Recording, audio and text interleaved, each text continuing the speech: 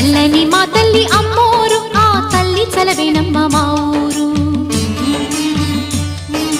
చల్లని మా తల్లి అమ్మోరు ఆ తల్లి చలవేనమ్మ మా ఊరు గోదారి పారేది